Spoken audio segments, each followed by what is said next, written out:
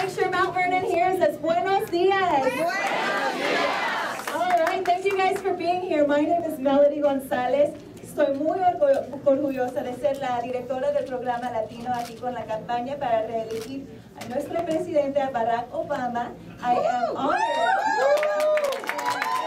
It's such an exciting job to be able to work every day to help make sure we really elect somebody that's fighting for progress, that's fighting for our community. And it is a thrill to see you all here today. I am originally from San Diego. I moved out here to go to graduate school, and I'll always remember what it was like to wake up in November of 2004 and see Virginia light up red on election night. I see some of you guys nodding your heads. Y'all remember that. And that was when I decided that I really wanted to do all I could to help organize in my community here in Virginia, in my new home, which is now my home for several years, to make sure that we didn't see that happen again.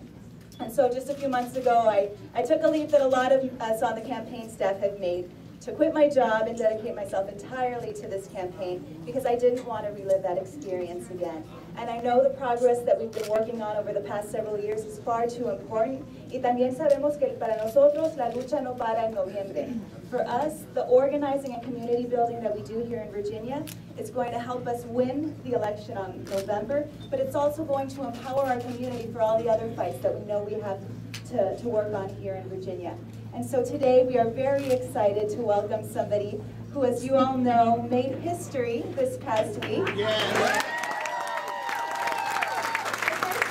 Keynote speaker for the Democratic National Convention, also the youngest mayor in America, named one of the top 40 under 40 leaders by Time Magazine. Ladies and gentlemen, please welcome to our Mount Vernon OSA office, Mayor Julian Castro.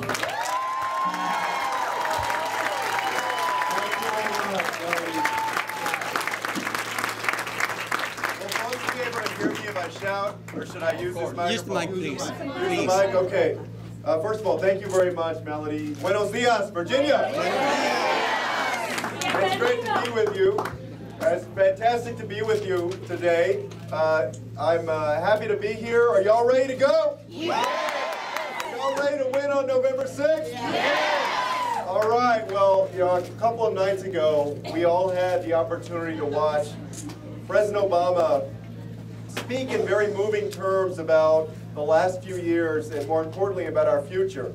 And I know that everyone was inspired by his speech, and for me, the most moving part of the speech was when he asked all of us as Americans to both work hard as individuals, as Americans have always been known to do, and also to work hard as citizens to create a great nation together. And that's more important than ever. And it also distinguishes, I think, the candidates in this election. It really puts out there the clear choice between President Obama, who wants us to work hard individually and work hard together as Americans, who's calling us to something greater, and the other candidate. Of course, I had the opportunity on Tuesday night to speak myself.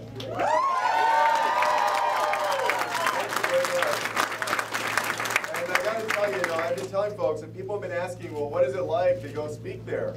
As you can imagine, it was the craziest week of my life. And it was very meaningful for me to have my brother there, Joaquin.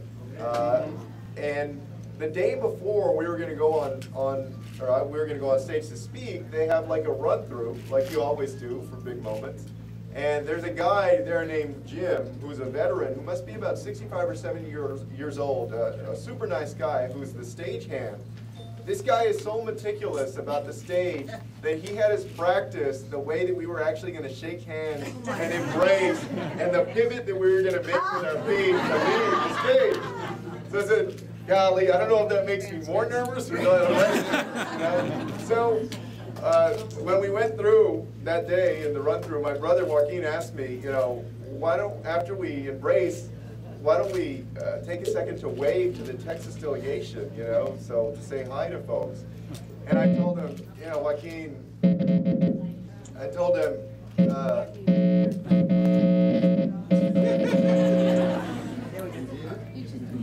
y'all still coming here? Okay. So I told him, you know, my knees might be wobbly or something. I don't want to spend a lot of time doing this. I just want to get to the podium because if my knees are wobbly, I want to like grab like when you're nervous. So, but I walked out there and the Black Eyed Peas song was playing and I felt good. Let me go wave, and I even pulled him back for a second so we could do the shot and get the picture and all that stuff. And then I get to the podium and I look up like that, and oh my gosh, there's no running away now. 15 minutes, and my first 3 lines were supposed to be, as you always do formally. I said, you know, they were supposed to be my fellow Democrats, my fellow Texans, my fellow Americans. Americans is always last. Yes. You could tell I was nervous because I said, my fellow Democrats, my fellow Americans, my fellow Texans. And then I thought for a split second, well, that's all they need. They're going to think, here comes another big egotistical Texan to say, well, all I got to do is throw in an oops and I'll complete the package. But anyway, I want to really thank y'all for being a part of this campaign, for putting the time in. I know that y'all are busy, everybody has a million things to do, but we saw, not just on Thursday night, but we've seen over the last 3.5 years why President Obama's leadership makes a difference. In my speech, I had the opportunity to speak about my grandmother who came over here from Mexico when she was a young girl. Her story is a common story. If we went around the room, everybody has someone like Victoria, like my grandmother in their family. For some, that is you. That is now. Yes. Right? Yes. But she was able to work hard so that my mother could do well and graduate from high school and go to college. She was the first in her family to go to college. She worked hard so that my brother and I could go to college and go to law school. And the difference between these candidates is, I know that I was able to get well educated because I went to the public schools, and the year that Joaquin and I applied to school, my mother had made less than $20,000 a year, and Stanford cost $28,000 per person in total, so $56,000. We were only able to go because we were able to get Perkins loans, Pell Grants, other scholarships. That's the difference, is that President Obama is intent on investing in opportunity for people so that we can have prosperity individually, also as families, but as a nation in the future. And then I talked about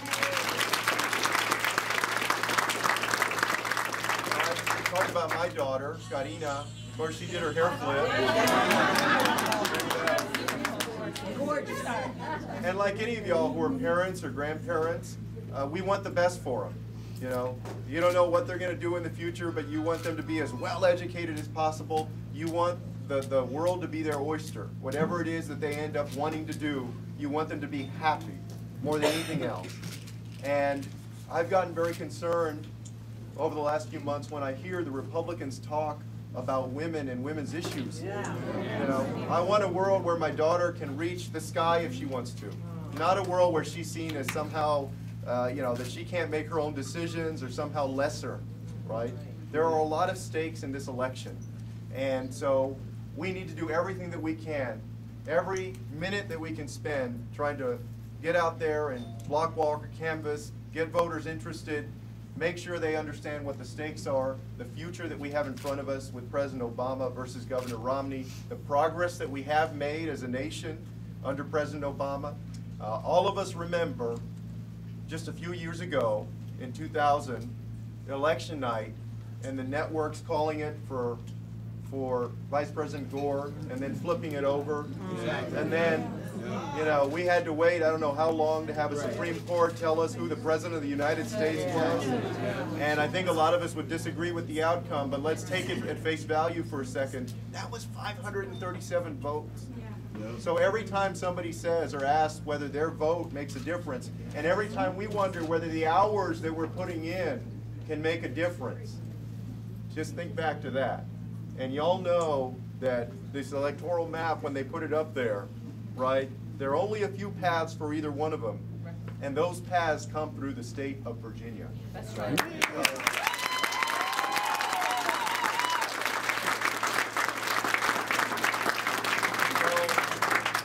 wish that I could say that about my home state of Texas. We can't. Not yet. But we can say that about Virginia. And so Virginia is among a handful of states that is carrying the voice of the nation with it. And that voice needs to be strong on November 6th and say that President Obama deserves re-election.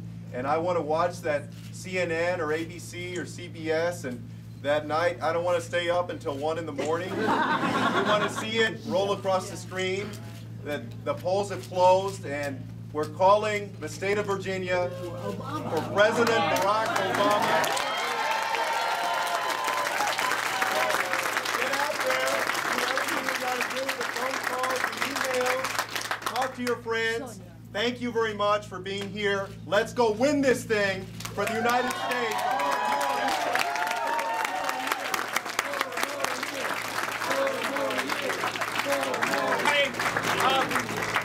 I was lucky enough to be a delegate to the convention this past week, and if you do those conventions right, it takes a year off your life. Mayor Castro's speech was one of the most dynamic speeches I'd ever heard since 8 years ago when Barack Obama spoke in Boston. Yes, sir. Mayor Castro is exactly right. In 2008, at 11 p.m., when they called Virginia, they called the country for Barack Obama. It's incredibly important that we all get out and vote and work and make the phone calls and do everything we've done to bring the Democrats a strong majority in Northern Virginia, but we need it across the Commonwealth. Let me give you some facts. And there are a lot of Latinos in this room right now. There are 640,000 Latinos in Virginia. That's 8% of the population. 8% of the Virginia population. And there's only one Latino in the Virginia General Assembly. That's me.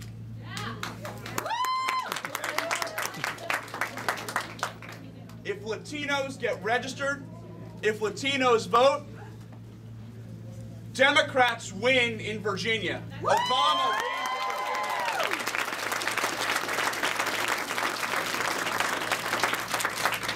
The person who's going to help us do that is Bob, the regional field director. I'm going to introduce him right now.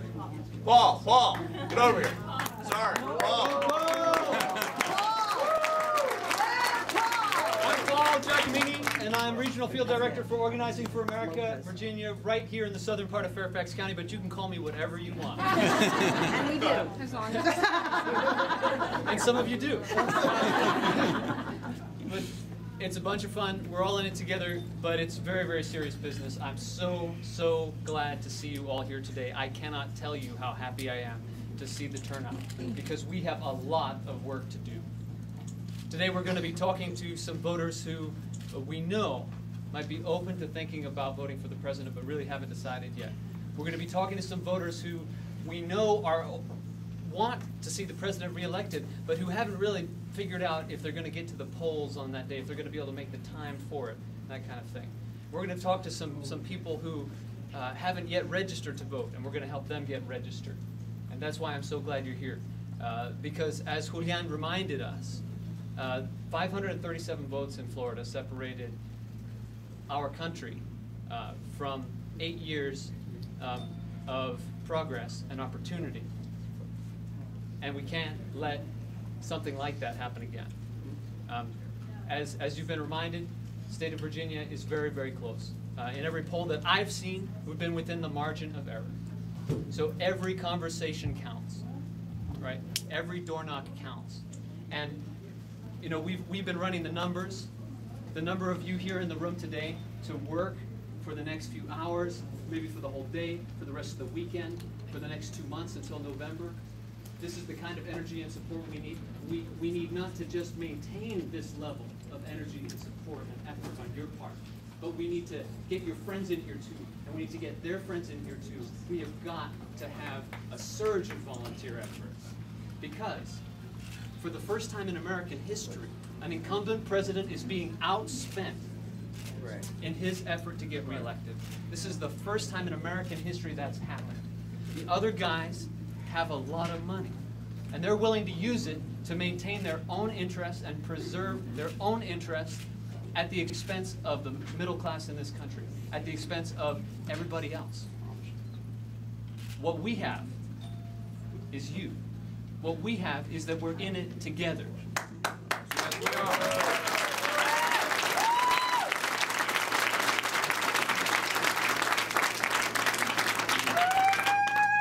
They don't have this.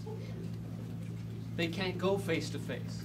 So they got to use huge super PAC money to blast people with really, really mean, untrue advertising. But we have you.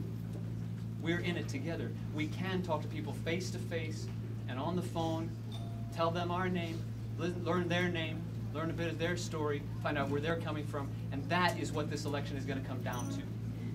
And that's why we need you, and that's why I'm so glad you're here. So basically, that's the end of the show. And now we're going to do some work. Are you ready? Yeah! All right. I'm very, very glad to hear it. So, ready to go! Ready to go! Ready to go! All right.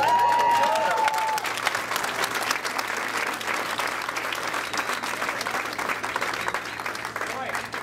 So we're going to get organized, and I'm going to introduce you to Susana Raquel Berger, who is a field organizer right here in the Mount Vernon and Lee area.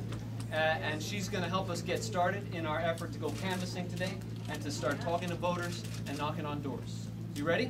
Yeah. All right, Susana.